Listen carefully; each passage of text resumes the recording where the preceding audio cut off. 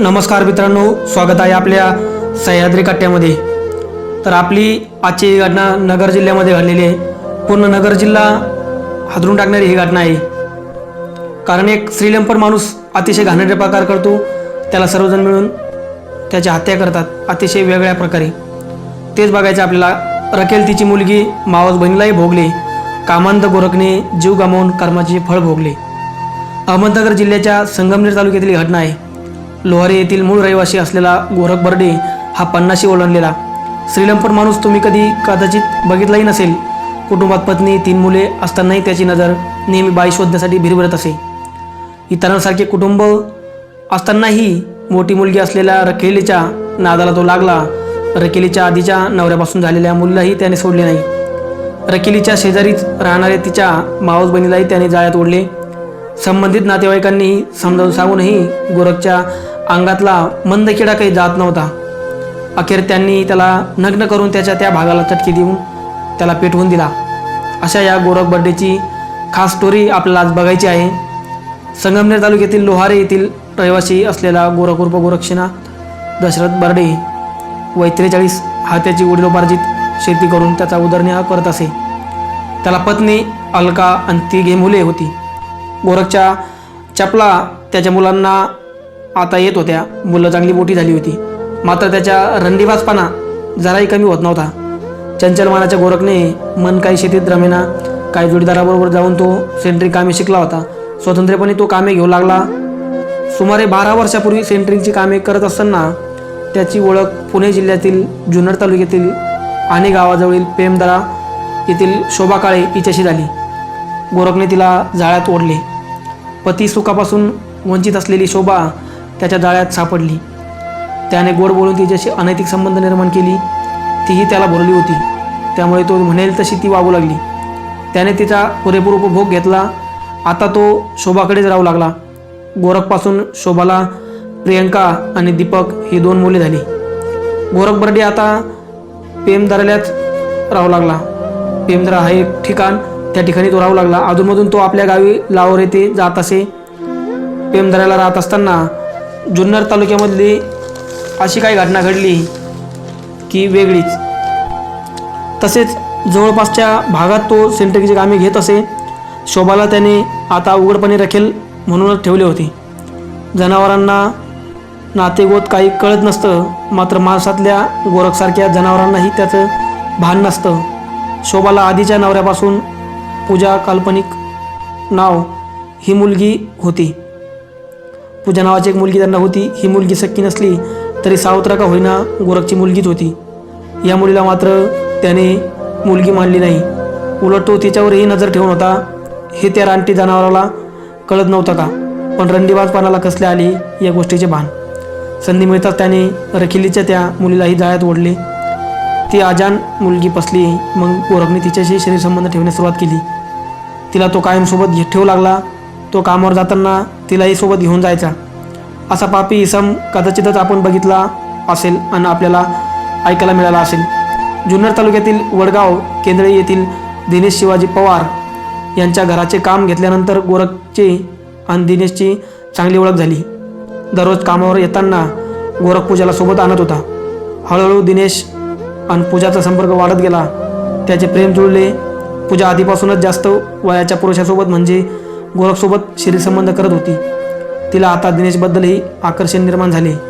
दिनेशही त्या कोवळ्या पोरीला पाहून पिसाळला होता। त्याने संधी साधली।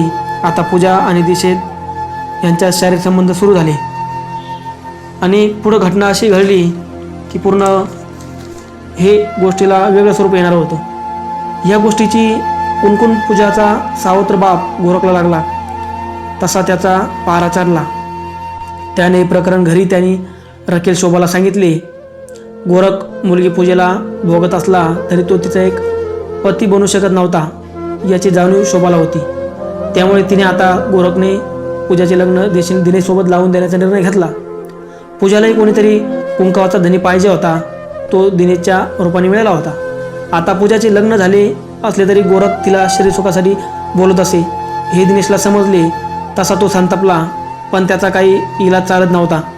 त्याने गोरखला समजावून सांगण्याचा प्रयत्न केला, पण त्याचा परिणाम उलटा झाला। कारण पूजाबरोबर संबंध दिनेशला समजले हे माहीत झाल्यानंतर गोरख मोकाट सुटला. तो आता दिनेशला सांगू लागला की पूजाला माझ्याकडे झोपायला पाठवून दे. त्याचे हे निर्लज्ज वागणे सहन करण्यापलीकडे पूजा दिनेश काही करू शकले नव्हते. लग्नानंतर दिनेश आणि पूजाला मुलगी झाली. तिच्यावरही गोरख हक्क करू लागला. ती मुलगी माझ्यापासून माझीच झाली असल्याचे तो जाहीरपणे सांगायचा. दिनेशला या सगळ्याची चीड येत होती, मात्र नातेसंबंधात फसल्याने तो काही करू शकत नव्हता. दिवसेंदिवस तो स्फोटक बनत चालला होता. श्रीलंपट गोरख उद्योग थांबवत नव्हता आणि प्रेम दऱ्याला शोभा हिच्या घराजवळील तिचा मावस बहीण विमल विलास पवार वय 37 ही पती विलास लक्ष्मण पवार वय 40 आणि कुटुंबासह राहत होती. तिच्यावरही गोरखचा डोळा होता. रोजंदारीच्या एकांत धंद्यात असल्याने काम सुटल्यावर गोरख विलासला घेऊन दारू प्यायला बसायचा. त्यावेळी गोरख स्वतः कमी दारू पिऊन विलासला जास्त दारू पाजायचा. विलास दारू पिऊन धुंद झाल्यावर जमिनीवर आडवा पडायचा. त्यावेळी गोरख गोडी गुलबीने प्रसंगी धमकी देऊन विमलशी शरीरसंबंध करायचा. आता विमलही त्याच्या काचाट्यात सापडली होती. तो तिलाही राजरोज रकिलेसारखी वागू लागला होता. ही लपडी कधीही लपून राहत नाही, ती कधी ना कधी बाहेर येणारच. आणि तसंच झालं. शोभाला रकेल म्हणून ठेवल्याचा तिच्या मुलीशी शरीरसंबंध केले, तसेच त्याने शोभाच्या मावस बहिणीशी शरीरसंबंध केले. गोरखचे हे कारनामे नातेवाईकांना तसेच जुन्नर तालुका आणि त्याच्या गावी लोहारे येथे सगळ्यांना माहीत होते. जी कुटुंब त्याच्या वासनेला बळी पडली होती त्यांच्याच मनात त्याच्याविरुद्ध आग घुसमत होती. नातेवाईकांनी त्याच्या श्रीलंपट वागण्याविषयी खूपदा समजावून सांगितले होते, मात्र अंगात मगरुरी असलेला गोरख कोणालाही मोजत नव्हता. शेवटी व्हायचे तेच होणार.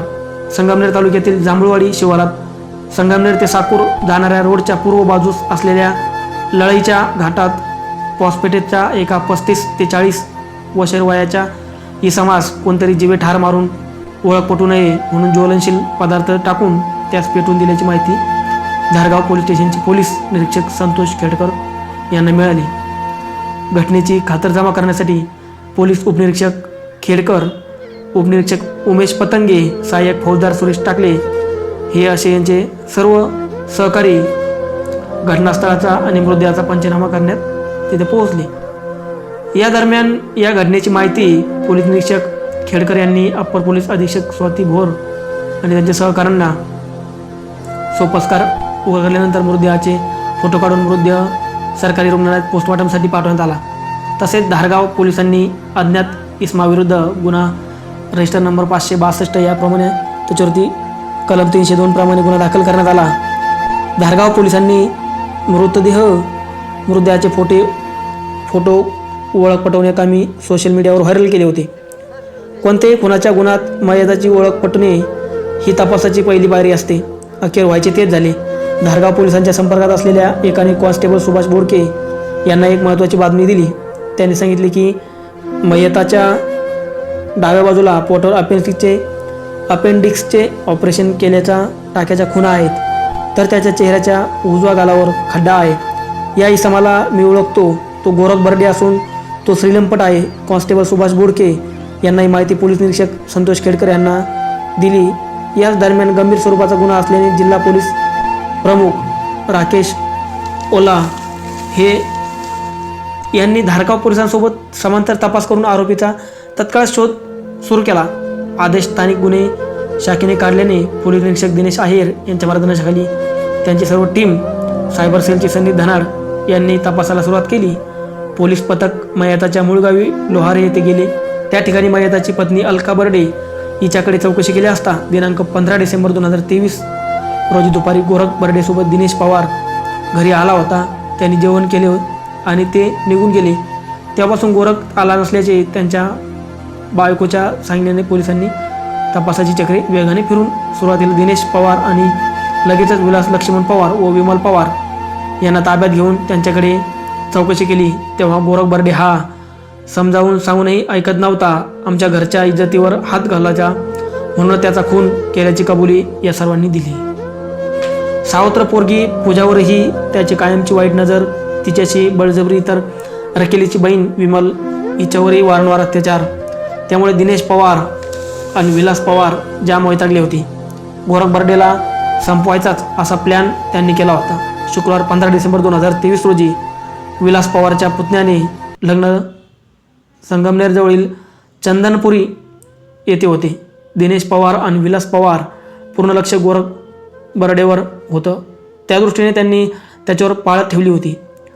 पुण्यात पुतण्याचे लग्न झाल्यावर गोरख बर्डेबरोबर दिनेश पवार लाहोर येथील घरी तो विमलला घेऊन शेतात गेला आणि शेतातच त्याने विमलला येथील घरी घेऊन गेला.